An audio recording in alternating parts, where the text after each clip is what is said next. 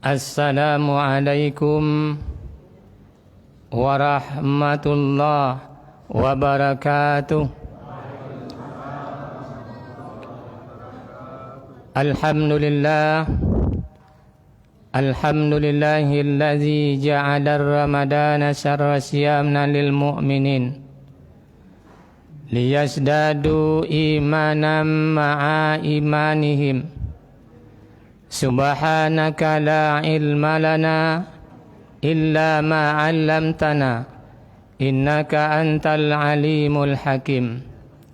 Rabbi shrah li sadri wa yassir li amri wahlul 'uqdatam min lisani yafqahu qawli. Ashhadu an la ilaha illallah wahdahu la syarika lah wa ashhadu anna Muhammadan abduhu wa rasuluh la nabiyya ba'dah.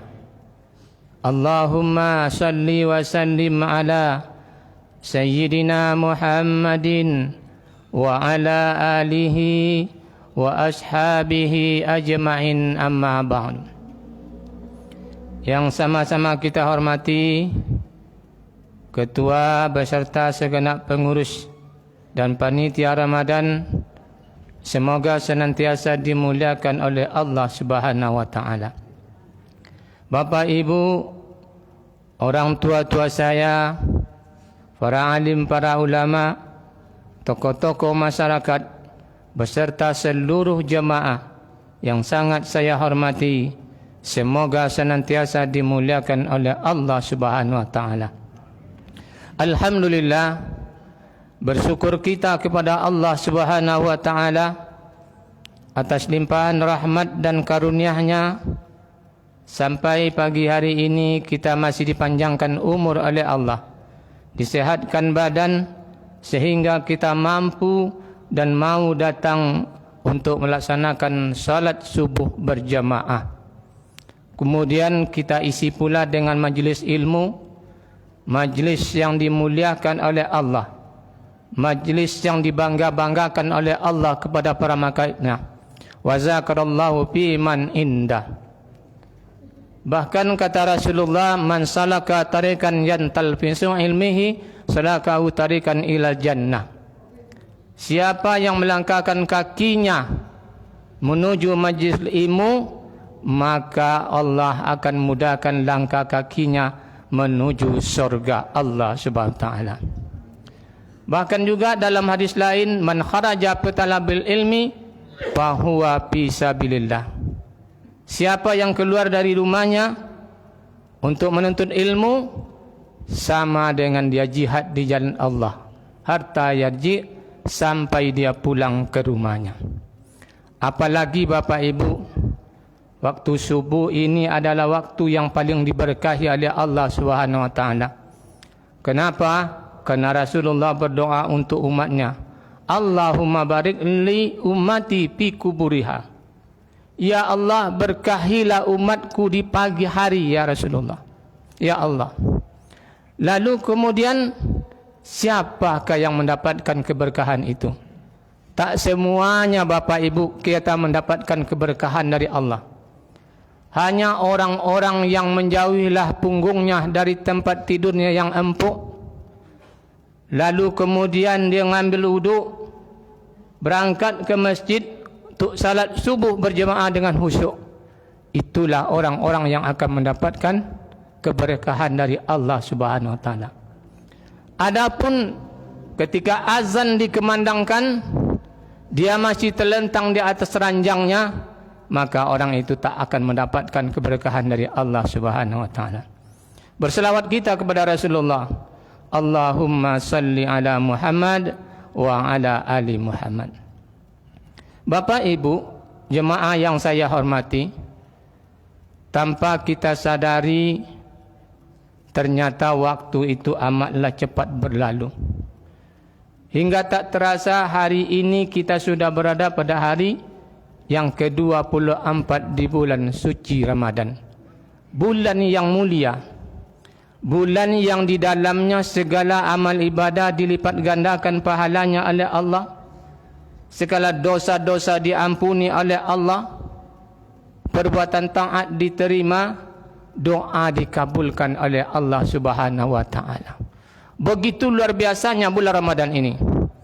Nah, kembali kita kalau berbicara tentang waktu, maka cepatnya waktu itu berlalu, itu salah satu di antara sekian banyaknya tanda-tanda kiamat semakin dekat. Kata Rasulullah dalam sebuah hadisnya yang diriwayatkan oleh Imam At-Tirmizi dari Abu Hurairah, la taqumus sa'a hatta yatakarrabaz zaman. Tidak akan terjadi hari kiamat itu, kata Rasulullah, hingga waktu terasa cepat berlalu. Hari ini rasanya itulah yang terjadi Bapak Ibu. Sebentar saja waktu ini. Baru tadi kita iktikaf, tahu-tahu sudah hampir jam 6. Begitulah cepatnya waktu berlalu. Wa takunu sana kasarri. 1 tahun itu, kata Rasulullah, terasa 1 bulan. Wa yakunu syahru kal jum'ah. Dan 1 bulan itu terasa 1 minggu. Wa takunu jum'ah kal yaumi. Dan 1 minggu terasa sebagaikan 1 hari. 1 hari bagaikan 1 jam. Nah, sampai-sampai Rasulullah mengibaratkan 1 jam itu tak ubahnya seperti daun-daun tautan dan tandan kurma yang kering dimakan oleh api. Begitu cepatnya waktu ini berlalu, Bapak Ibu. Nah, bukan hanya waktu yang cepat berlalu, tapi kita matinya juga cepat. Kenapa? Karena umur kita pendek-pendek.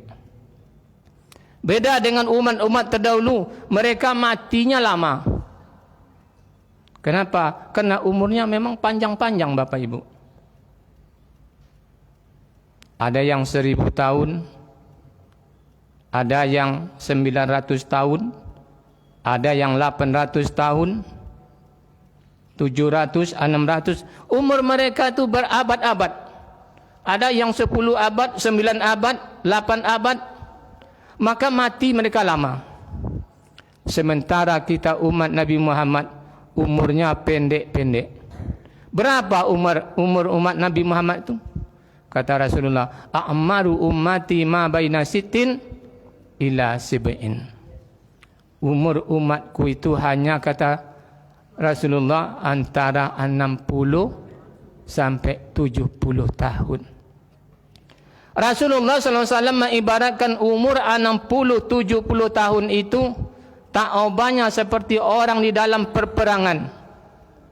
Mengapa orang dalam peperangan?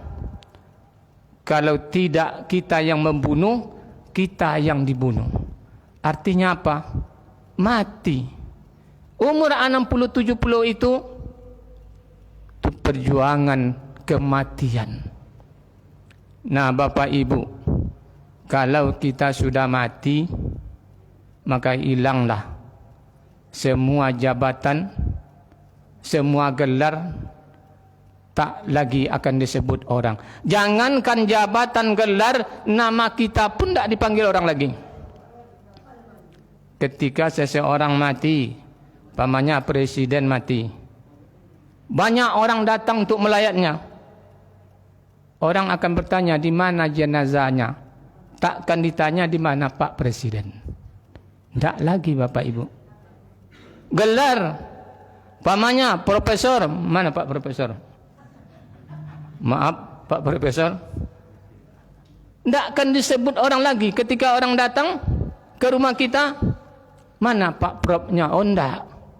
Mana jenazahnya? Sekalipun dia ustaz, takkan dipanggil orang ustaz lagi dah. Hari ini ketika hidup di dunia, ia dipanggil oleh orang. Tapi ketika mati, tak ada dipanggil ustaz lagi. Mana jenazahnya? Itu yang dipanggil orang. Dan lalu kemudian tempat kita di mana? Ditempatkan di paling bawah, di dalam tanah. Tak bernilai, Bapak Ibu. Apa yang menjadi nilai kita hanyalah amal ibadah. Tapi kalau hewan yang mati, umpamanya sapi disembelih, mati dipotong, maka namanya semakin harum. Kenapa? Nah, kalau dia menjadi direndang menjadi rendang sapi. Kalau dia digulai, gulai sapi. Gulai Jawi bukan? Iya. Nah, begitulah luar biasanya. Binatang bisa melonjak namanya kalau sudah mati. Manusia enggak lagi. Di mana tempat binatang tadi? Di rumah-rumah makan mewah, di restoran-restoran. Siapa yang memakannya? Orang-orang yang berduit, orang-orang kaya yang makan di restoran. Begitulah luar biasanya. Tapi ketika kita manusia ini meninggal, hilang semua itu. Nah, mau kemana kita dengan umur yang singkat ini, Bapak Ibu? Dengan hidup yang sebentar ini ada apa kita? Nah, makanya persiapkan bekal untuk menuju hidup yang lama. Dengan waktu yang sedikit, siapkan bekal yang banyak. Karena hidup kita setelah ini adalah hidup yang paling lama, tak ada akhirnya. Apa bekal yang terbaik? Bekal yang terbaik adalah kata Allah, wa tazawwadu fa inna khaira zadi taqwa. Berbekallah kamu, sebaik bekal adalah takwa kepada Allah Subhanahu wa taala. Dan waktu yang paling tepat inilah bulan Ramadanlah untuk mencari bekal takwa yang paling tepat, Bapak Ibu. Kenapa? Karena kita semua sudah tahu ayatnya. Ya ayyuhalladzina amanu kutiba alaikumusiyam kama kutiba alal ladzina min qablikum la'allakum tattaqun. Kita diwajibkan berpuasa agar menjadi orang-orang yang bertakwa. Begitu luar biasanya, Bapak Ibu. Bulan Ramadan ini penuh dengan kenikmatan yang diberikan oleh Allah Subhanahu wa taala. Dan kita tanpa kecuali diberikan nikmat yang banyak oleh Allah Subhanahu wa taala. Tidak ada yang tidak menerima nikmat dari Allah. Mulai semenjak kita dari rahim ibu kita sampai hari ini dan seterusnya, maka sungguh banyak nikmat Allah yang kita pakai. Berapa banyaknya? Maka kata Allah, wa in ta'uddu ni'matallahi la tuhsuha. Jika kalian menghitung-hitung nikmatku, niscaya tidak akan bisa menghitungnya. Saking banyaknya nikmat Allah, tak sanggup kita menghitungnya. Bahkan di dalam surat Luqman ayat 27 disebutkan, seandainya dijadikan pepohonan ranting-rantingnya sebagai pena, air laut sebagai tinta, untuk menulis nikmat Allah, menulis nama-nama Allah, pasti habis tintanya, habis air laut, bahkan ditambah lagi 2 lautan, belum selesai kita untuk menulisnya. Begitu banyaknya nikmat Allah Subhanahu wa taala. Dan di antara sekian banyak nikmat Allah, maka ada 2 nikmat, yakni nikmat sehat dan nikmat hidup kita di bulan Ramadan. Ini yang luar biasa, Bapak Ibu. Kenapa demikian? Karena memang bulan Ramadan ini bulan yang dilebihkan oleh Allah. Bulan yang istimewa, bulan yang mulia. Karena di dalamnya itu berlipat ganda pahala disediakan oleh Allah. Ampunan Allah Subhanahu wa taala sekian banyaknya. Maka beruntung kita orang-orang yang masih dihidupkan oleh Allah di dalam bulan Ramadan ini, Bapak Ibu. Dulu kita akan berdoa kepada Allah Subhanahu wa taala. Allahumma balighna Ramadan, ya Allah, sampaikan kami ke bulan Ramadan. Ternyata Allah kabulkan doa kita. Sementara ada orang-orang belum Ramadan dia sudah meninggal dunia. Mari saya mengajak Bapak Ibu untuk merenung, mengingat-ingat kawan-kawan yang sebaya dengan kita. kawan-kawan yang sebaya diingat sudah berapa lama mereka meninggalkan Ramadan ini. Ada yang 2 tahun sudah meninggalkan Ramadan. Ada enggak, Bu? Ada enggak? Ada kan? Ada yang 4 tahun sudah meninggalkan Ramadan. Ada yang sudah 5 tahun. Bahkan ada yang sudah 10 tahun meninggalkan Ramadan. Yang lebih sedihnya lagi, ketika Ramadan seminggu lagi dia pergi meninggalkan kita. Bahkan ada hari esok Ramadan, hari ini dia meninggal dunia. Sementara kita masih dihidupkan oleh Allah, maka syukurilah nikmat itu. Bagaimana caranya? Yakni dengan memperbanyak amal ibadah di bulan Ramadan dan mempersembahkan amal yang terbaik di bulan Ramadan ini. Sebab Bapak Ibu, ketika saudara-saudara kita, teman-teman kita, baik meninggal baru maupun meninggal yang sudah lama, mereka ingin kembali ke dunia ini, Bapak Ibu.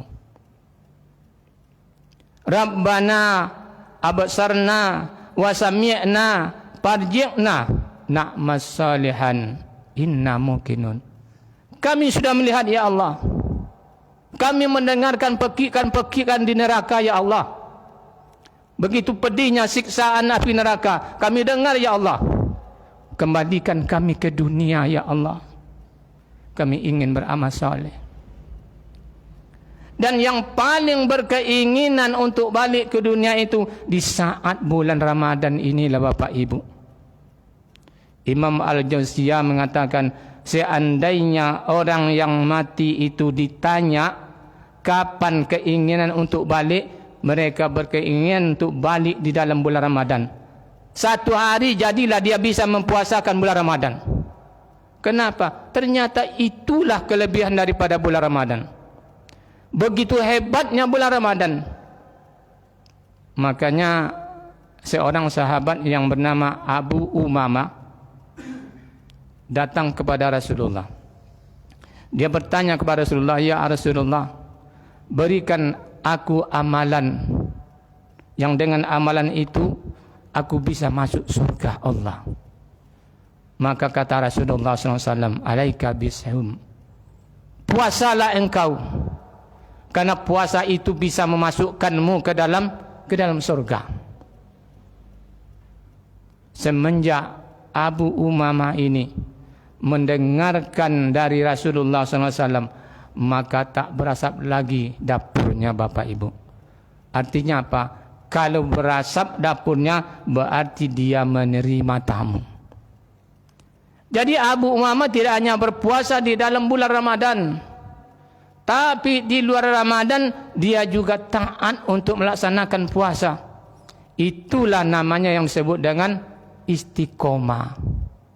Jadi begitu nanti kita selesai Ramadan ini Bapak Ibu, sambung dengan puasa-puasa sunnah.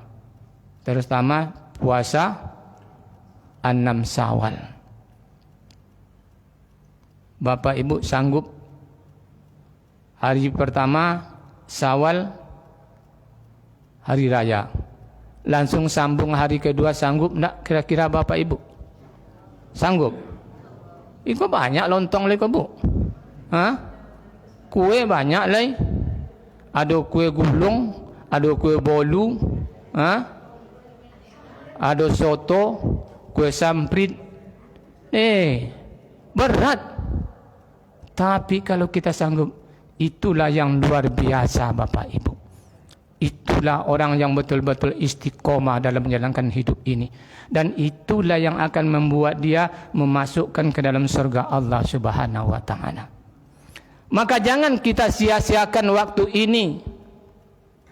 Karena waktu yang sebentar ini untuk waktu yang lama, kenapa kita sia-siakan? Masih berlena-lena juga kita di dunia lagi. Masih bermain-main juga kita lagi. Sementara menunggu hidup yang lama, apalagi nanti kita dimasukkan oleh Allah ke dalam surga Allah Subhanahu wa taala. Ada yang mau masuk surga, Bu? Mau. Tapi syaratnya Bapak Ibu ingat ya. Makanya kita haruslah menjadi amal yang terbaik. Menjadi puasa yang terbaik. Bacaan Quran yang terbaik. Sedekah kita sedekah yang terbaik. Buat zikir yang terbaik. Tapi ingat, jaga lisan, jaga penglihatan, jaga pendengaran Bapak Ibu. Sebab di antara anggota tubuh kita ini, panca indera kita ini, yang banyak mencelakakan, membinasakan kita adalah lidah. Ini yang membuat orang tidak jadi masuk ke dalam surga Bapak Ibu. Suatu ketika Muaz bin Jabal datang kepada Rasulullah. Wahai ya Rasul, tunjukkan aku suatu amalan yang bisa memasukkan aku ke dalam surga dan menjauhkan aku dari neraka, kata Muaz. Maka kata Rasulullah, wahai ya Muaz, engkau meminta kepada aku sesuatu yang besar. Lalu Rasul menyebutkan, ya Muaz, engkau laksanakan rukun Islam yang 5, lalu kemudian engkau jaga lidahmu. Betapa banyak orang yang disungkurkan kepalanya ke neraka karena lidah, kata Rasulullah. Maka jaga lidah ini Bapak Ibu. Yang banyak mencelakakan kita adalah lidah. Makanya Rasulullah SAW mengatakan, man kana yu'minu billahi wal yaumil akhir falyakul khairan aliyasmut. Barang siapa yang beriman kepada Allah dan hari akhir, hendaklah dia berkata yang baik-baik. Kalau tidak bisa, diam. Ya Bu, berkata yang baik-baik. Kalau tidak bisa, diam. Tutup mulutnya Bu, diam. Begitu. Kalau diam, berarti masih mau. Jaga. Karena lidah inilah orang jadi bisa selamat. Lidah juga bisa membuat orang sengsara. Suatu ketika Luqmanul Hakim diminta oleh majikannya untuk menghidangkan makanan yang paling enak dan paling lezat. Lalu Luqmanul Hakim menghidangkan lidah dan hati sapi. Keesokan harinya lagi Luqman diminta oleh majikannya untuk menghidangkan makanan yang tidak enak. Lagi-lagi Luqmanul Hakim menghidangkan lidah dan hati sapi. Sehingga majikannya pun heran. Lalu dia berkata, wahai ya Luqman, kalau kemarin aku minta kau untuk menghidangkan makanan yang paling enak dan lezat, kau hidangkan lidah dan hati sapi. Hari ini ku minta engkau untuk menghidangkan makanan yang paling tidak enak. Tapi lagi-lagi wahai Luqman, kau hidangkan lidah dan hati sapi. Ada apa ya Luqman? Kata Luqman, ketahuilah, karena lidah orang selamat dan karena lidah orang berbahagia, karena lidah orang sengsara dan menderita. Jadi dijaga mulut, dijaga lidah Bapak Ibu. Nah, apa hikmahnya tu lidah ini ditaruh oleh Allah di bawah, di atas gigi, di bawah gigi, di atas bibir, di bawah bibir. Itu artinya lidah harus dipagar, ditahan untuk mengomong, untuk berkata yang tidak baik-baik. Lidah inilah yang menyebabkan orang tidak tenang hidupnya. Kalau kalian ingin tenang hidup, kata Allah, maka jaga mata dan jaga lidah. Di dalam surat Al-Hujarat ayat 11, la yarhas qaumun min qaumin Apa syaratnya menjaga lidah ini? Yang pertama, kata Allah, jangan kalian mencela. Satu sama lain jangan mencela. Hari ini kadang-kadang kita Bapak Ibu banyak yang mencela. Gara-gara selisih paham, mencela. Meremehkan orang lain, merendahkan, memfitnah orang lain. Gara-gara harta, mencela. Gara-gara kedudukan, mencela. Seakan-akan mencela itu sudah menjadikan hobi. Orang tidak hanya sekarang mencela dengan mulut, bahkan sudah dengan media sosial, dengan HP Bapak Ibu. Sampai-sampai sambil memasak pun men-HP. Buat kata-kata yang tidak enak, yang menyakitkan hati orang. Sampai-sampai mau tidur pun tengok dulu HP. Yang lebih parahnya lagi, bangun tidur pun tengok HP. Sehingga lupa baca doa. Padahal kita disuruh menjaganya. Nah, kalau selalu mencela, akhirnya apa? Yang kedua, kata Allah Subhanahu wa taala, dia suka berghibah. Janganlah kamu saling gunjing-menggunjing satu sama lain. Kalau orang suka gunjing, hidupnya tidak akan tenang Bapak Ibu. Di dunia dia tidak tenang, di akhirat dia akan gelisah. Kalau dia tidak bertobat kepada Allah Subhanahu wa taala, di akhirat nanti sebelum dia dicelupkan ke dalam neraka, maka dia disuruh dahulu memakan bangkai daging saudaranya sendiri. Ada enggak yang sanggup makan daging bangkai saudaranya? Jangankan daging bangkai manusia, bangkai hewan pun kita jijik memakannya Bapak Ibu. Apalagi bangkai manusia. Begitu pula lah mulut ini dikeluarkan. Harus jijik kita mengeluarkan yang buruk-buruk. Yang baik-baik saja dikeluarkan. Ketika Bapak Ibu kita bergunjing, ya, saya umpamanya gunjing Pak Ketua. Saya sebut dia, oh tu ketua tu nak beres. Baru menyebut gitu, pindah pahala saya sama ketua. Begitu dahsyatnya Bapak Ibu. Sehingga inilah kata Rasulullah, atadruna minal muflis, tahukah kalian orang yang bangkrut, kata Rasulullah. Maka sahabat waktu itu menjawab, yang bangkrut wahai Rasulullah, orang yang tidak punya duit. Orang yang bangkrut itu adalah orang yang kehabisan perbekalan. Bermacam-macam para sahabat menjawab kata itu. Kata Rasulullah, orang bangkrut itu adalah aplimuflis ummati yaumal qiyamah. Orang yang bangkrut dari umatku itu adalah orang yang nanti menghadap Allah pada hari kiamat. Dia membawa pahala puasanya, membawa pahala bacaan Qur'annya, membawa pahala solatnya, tapi dia juga membawa dosa. Dosa apa Bapak Ibu?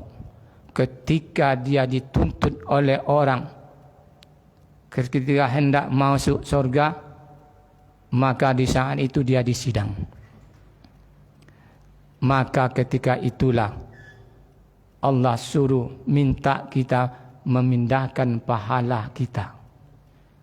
Ketika pahala habis, maka dosa orang itulah kita yang menanggungnya. Itulah yang dikatakan dengan bangkrut. Oleh karena itu Bapak Ibu, jangan sampai lidah kita ini membuat kita celaka, membuat kita sengsara. Sengsara di dunia, sengsara di akhirat. Jaga lidah agar puasa kita ini jangan sampai rusak. Tak ada lagi pahalanya. Orang banyak sanggup menahan haus, sanggup menahan lapar, bahkan yang membatalkannya. Tapi banyak orang yang tidak sanggup menahan lidahnya yang merusak pahala puasanya. Kam min saimin laisa lahu min siyamihi ilal ju' wal atas. Berapa banyak orang yang berpuasa tapi tak mendapatkan apa-apa, hanya yang didapatnya adalah haus dan lapar, Bapak Ibu. Maka jaga puasa kita. Kesempatan kepada kita masih ada 10 hari lagi. Berapa lagi, Bu? 6. Kalau ditambah 10 hari tidak sanggup. Saya sengaja tadi itu membilang 10 hari supaya ibu-ibu ini ribut. Supaya bangun dia, kan begitu. Jangan tidur. Nah, lebih kurang 6 hari lagi. Maka pertahankanlah ini dengan baik. Raihlah kemuliaan itu. Raihlah ampunan Allah Subhanahu wa taala. Di 10 hari terakhir ini sering orang mengatakan, Bapak Ibu, hari katanya hari pembebasan dari api neraka. 10 pertama katanya rahmat, 10 kedua maghfirah, 10 ketiga itqun minan nar. Padahal sebenarnya Ramadan itu semuanya ada rahmat Allah, semuanya ampunan Allah. Mulai dari hari pertama sampai hari terakhir rahmat Allah, mulai dari hari pertama sampai terakhir maghfirah, ampunan Allah. Mulai dari hari pertama sampai terakhir adalah pembebasan dari api neraka. Rahmat Allah dari hari pertama sampai 30. Mana dalilnya? Iza ja'a Ramadan putihat abul jannah wa wuliyat abun nar wa subsidas sayatin. Apabila datang bulan Ramadan, dibukakan pintu-pintu surga, ditutup pintu neraka, diikat setan-setan. Itu kan rahmat dari Allah. Allah yang bukakan, Allah yang nutupkan, Allah yang ikat setan. Rahmat Allah. Tidak ada 10 itu rahmat, 10 kedua ampunan. Kalau begitu payah kita. Nah, kemudian Ramadan itu adalah ampunan. Mana dalilnya? Man sama Ramadanan imanan wa tisaban ufira lahu ma taqaddama min zambi.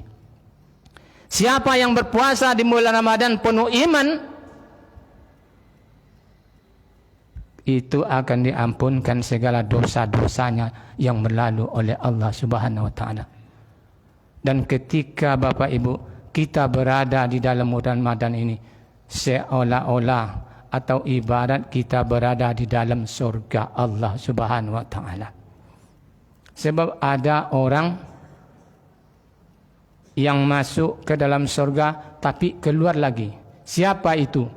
Itulah orang yang berpuasa 2, 3 atau 4 hari. Dia baca Al-Quran 2, 3, 4 lembar.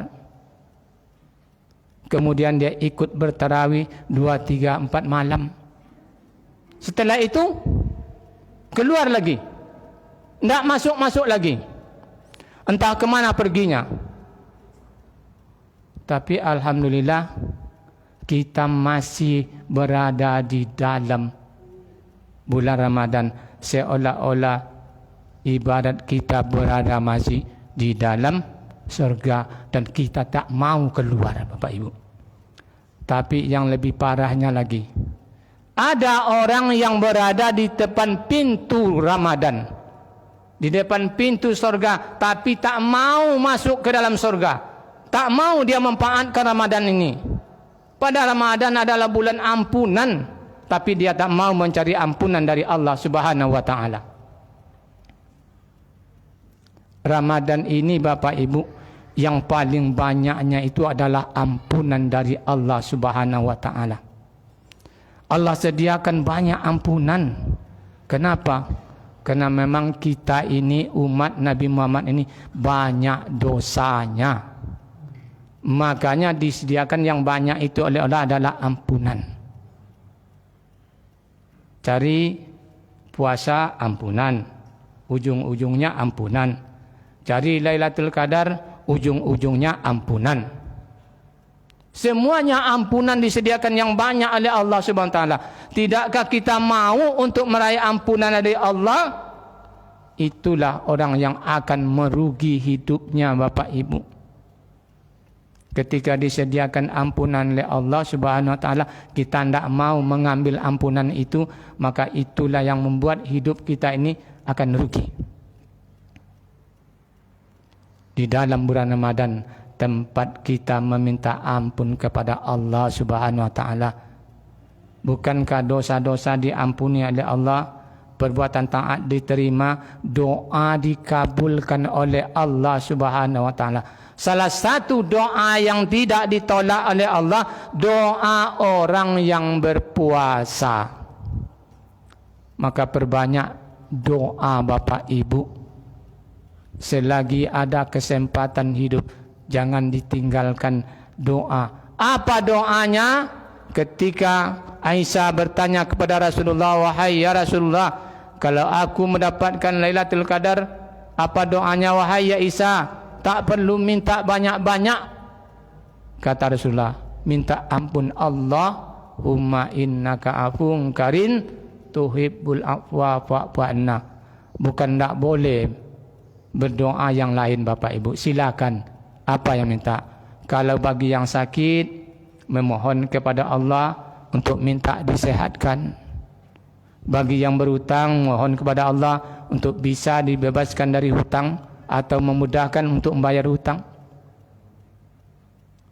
Kalau yang sudah punya istri, minta kepada Allah supaya dapat anak.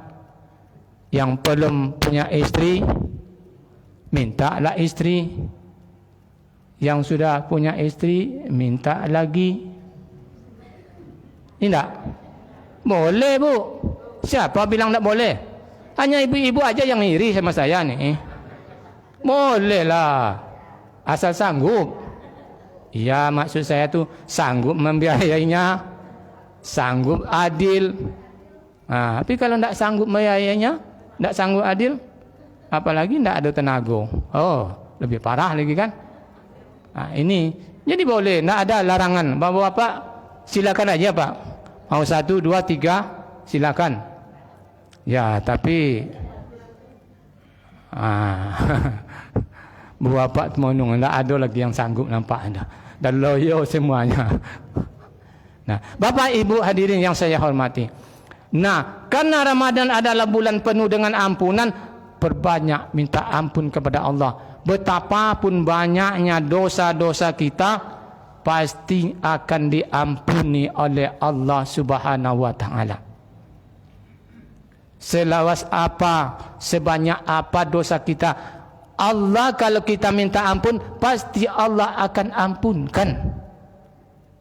Tapi ingat Bapak Ibu, hanya yang bisa diampuni oleh Allah hanyalah dosa kepada Allah Subhanahu wa taala. Tapi dosa kepada sama manusia tidak bisa diampuni melalui solat, tidak bisa diampuni melalui puasa, tidak bisa diampuni melalui sedekah. Bagaimana caranya? Haruslah kita saling memaafkan.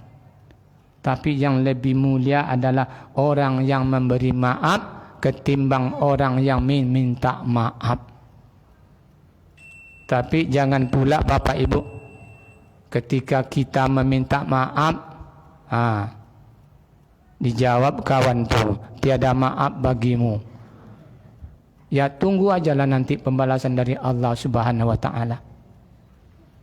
Kalau kita tidak memaafkan, maka nanti ketika di akhirat,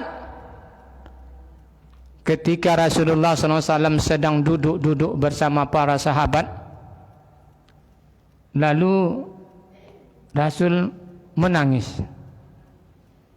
Setelah itu Rasul ketawa. Maka sahabat pun heran. Langsung ada sahabat yang memberanikan diri untuk bertanya kepada Rasulullah. Siapa itu? Umar bin Khattab. Kata Umar bin Khattab, wahai ya Rasulullah, kami tengok tadi engkau termenung lalu engkau menangis. Tak lama kemudian engkau pun ketawa. Apa sebenarnya wahai Rasulullah? Kata Rasulullah, ketahuilah oleh kalian, aku dilihatkan pemandangan oleh Allah Subhanahu wa taala di mana dua orang umatku disidang. Rupanya di akhirat ada sidangnya, Bu. Tidak di dunia saja sidang tanah, sidang pengadilan, tapi di akhirat ada sidang di depan Allah Subhanahu wa taala. Apa yang disidang karena urusannya di dunia belum saling memaafkan, maka di saat itu disidang di hadapan Allah. Katakanlah A dengan B. Jadi kata si A, wahai ya Allah, si B dulu pernah menzalimiku di dunia, pernah mencaci maki, mencela aku di dunia. Allah itu kan maha tahu Bapak Ibu. Tidak perlu disebutkan, Allah sudah tahu. Tapi kita yang beda. Kita yang salah mengaku benar. Apalagi kalau sudah benar. Itu mau benar lagi. Nah, kata Allah Subhanahu wa taala, benar engkau wahai ya si B pernah menzalimi dia, pernah mencaci maki dia? Ya, kata si B. Nah, kalau begitu berikan pahalamu kepada si A. Maka pahalanya itu tadi diberikan Bapak Ibu. Kemudian apa lagi?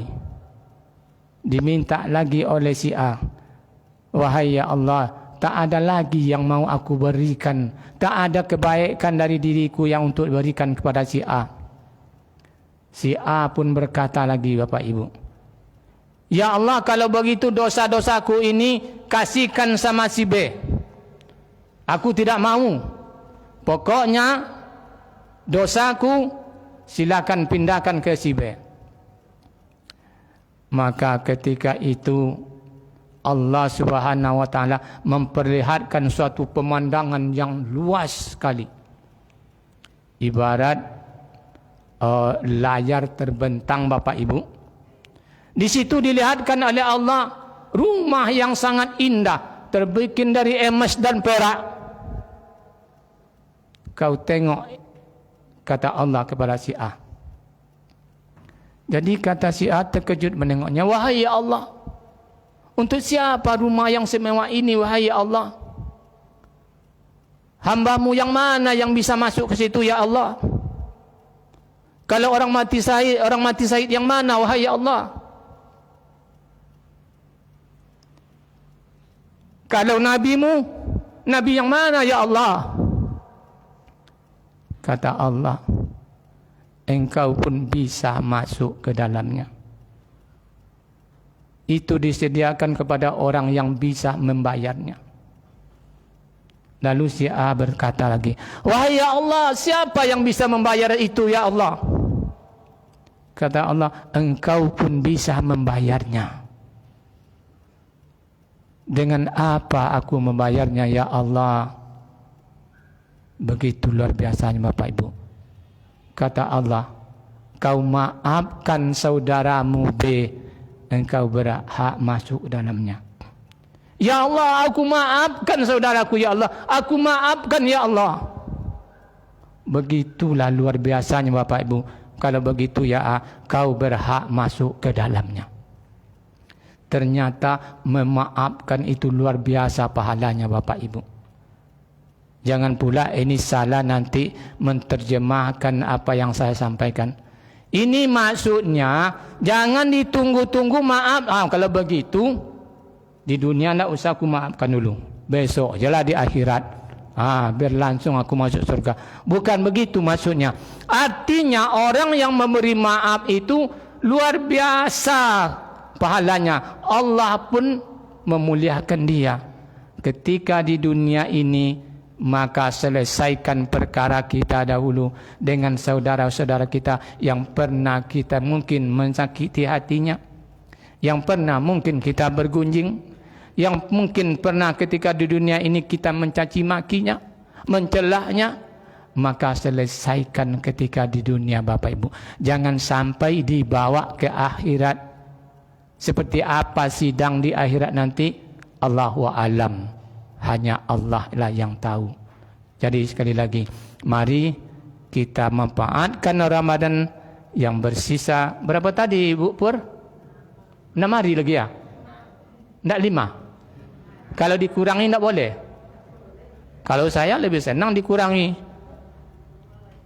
Ya, jadi sisa 6 hari kita manfaatkan untuk memperbanyak amal baik kita. Jadikan Ramadan ini Ramadan yang terbaik bagi kita.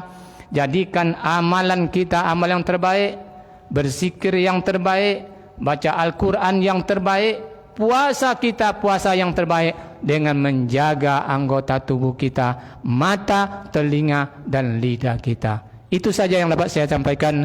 Terima kasih. Wassalamualaikum warahmatullahi wabarakatuh.